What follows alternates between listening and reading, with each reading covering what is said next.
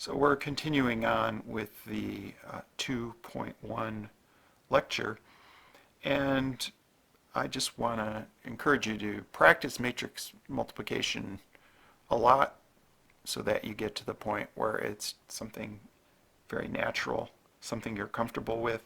I can only do so many problems here, but you really got to practice on your own to just so you don't even think about it when you multiply a couple matrices together. All right, let's get back to the handout now. I want to ask this question: how does matrix multiplication relate to matrix times a vector multiplication that we talked about in chapter 1? You know, back in chapter 1, when we took a matrix times a column vector, our rule went as follows. We took the first entry of the column vector times the first column of the matrix plus the next entry of the column vector times the next column of the matrix, and down the line here they're just 2. And of course we can then multiply by the scalars, add the corresponding entries, and here's what we get. All right, we actually get a 2 by 1 column vector out of that. Now we have a totally different way to think of multiplying matrices, and we can think of a column vector as a kind of a matrix. So we can go ahead and apply our new rule to this same situation, and let's see what happens.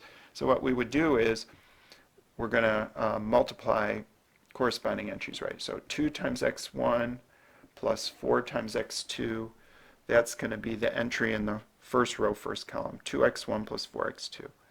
Then we go to the second row, first column, so negative 3x1 plus x2, negative 3x1 plus x2. Well, that's exactly what we got from the chapter 1 way. So this new way of looking at matrix multiplication gives us exactly the same result as that special way we learned in chapter 1 for multiplying a matrix times a column vector. We don't want to forget that chapter 1 method, because it just reveals a lot of important things about what's going on. But it's important to realize that this new technique that works in more situations, because it works with matrices times, matrices, not just column vectors, but when they coincide, when we're in a matrix times column vector situation, both techniques give us the same answer.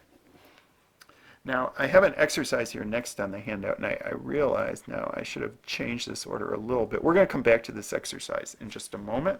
I want to talk about the next page first, and then we're going to come back and do the exercise. So we're going to move on to page 5, and there are just some pretty straightforward properties and ideas we want to make on this page. Powers of a square matrix. If A is an n by n, so a square matrix, you can multiply A times itself. And when we do that, we use exponents to represent what's going on. So we can say A squared is A times A cubed is A times A times A, so on and so forth. And in that context, sometimes people write a square matrix to the 0 power equals the identity matrix. And that's like saying a matrix to the 0 power is 1, right? Some properties of matrix multiplication that you're probably going to take for granted, most of these. Matrix multiplication is associative. If you're multiplying 3 matrices in a row, you can either do the last 2 first or the first 2 first. You can distribute matrix multiplication through addition. Also, when you have a scalar quantity times matrix product, you can factor the scalar through all the way to the inside, or you can just multiply the scalar times the first before you take the product. So notice here we're kind of commuting that scalar through the multiplication. We can't interchange the A and the B though. And any matrix times an identity matrix, when that's defined, is always going to be that matrix itself. You have to have the right dimension for these products to be defined. But in general, matrix multiplication is not commutative, we've seen. So this is really, really crucial to understand. A times B in general is not equal to B times A. It could happen sometimes, but in general it won't turn out to be equal. Okay, one more idea in the theory here. There's something called the transpose of a matrix. If A is an m by n matrix, then the transpose of A is denoted A with a little t up like in an exponent position. We just read that as A transpose.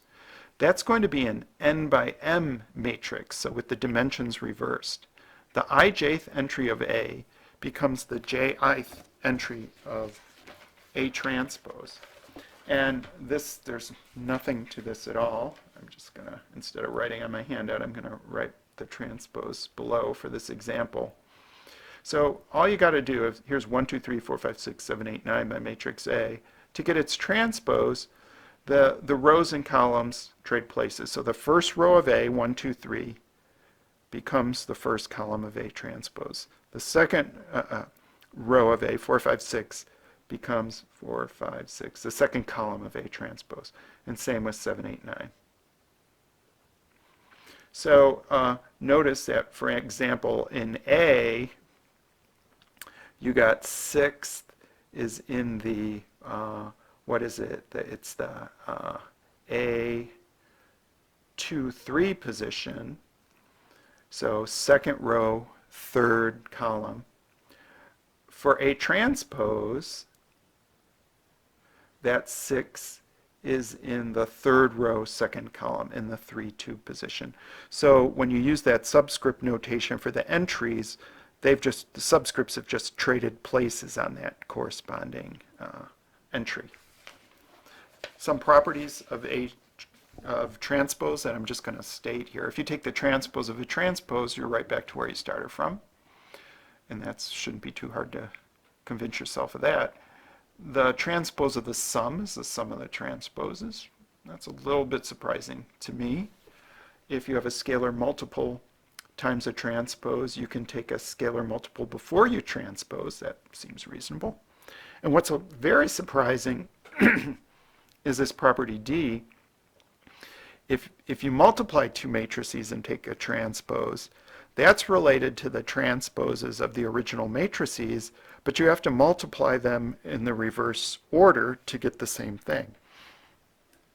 And now what I want to do is go back a page to the exercise, and we're going to work our way through this problem. This is a nice application of the theory we've learned to solve a problem where it would not be obvious at all that even that this is true, and even if you believe it's true, it's not obvious at all on how you would work your way through this, like dealing with matrix multiplication. So here's the problem. Suppose that the columns of B are linearly independent. So the columns of B are linearly dependent. Okay. And suppose that A times B is defined. Show that the columns of A times B must also be linearly dependent. When I first read this problem, it kind of surprised me. Like I couldn't see why it would necessarily be true. When you multiply two matrices, A and B, those entries get so intermingled and twisted around that it was just hard for me to believe that the columns of B had any like direct effect on the columns of A times B. It just seemed really surprising to me. Now watch this approach we can take to solve this problem, where we kind of just pull out the theory to take care of us. I think this is kind of interesting. So if the columns of B are linearly independent, then I'm going to pull out something from chapter 1. Then Bx equals 0, the homogeneous equation, has non-trivial solutions.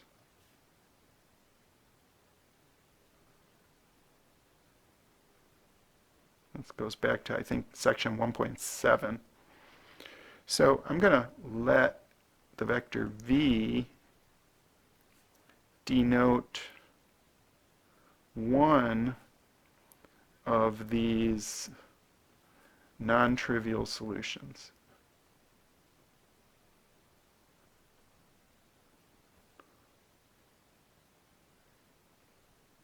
Okay. So BV equals 0. Okay.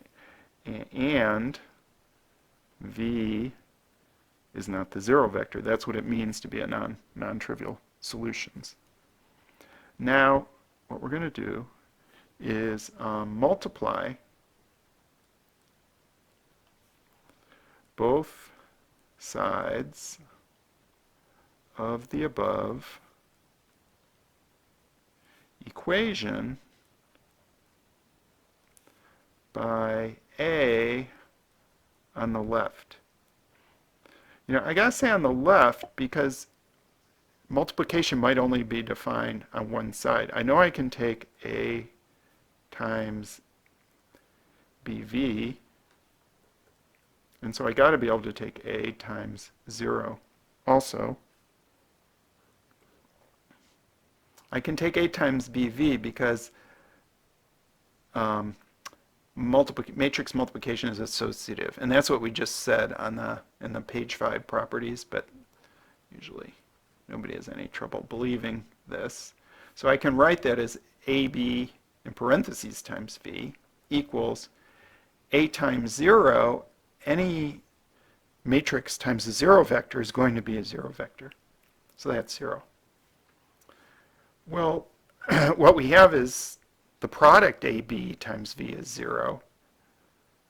Thus, V is also a non-trivial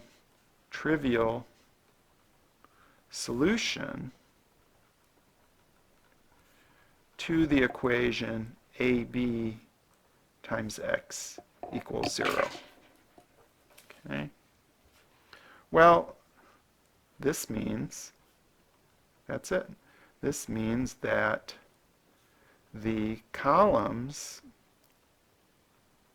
of AB must be linearly independent, and we're done.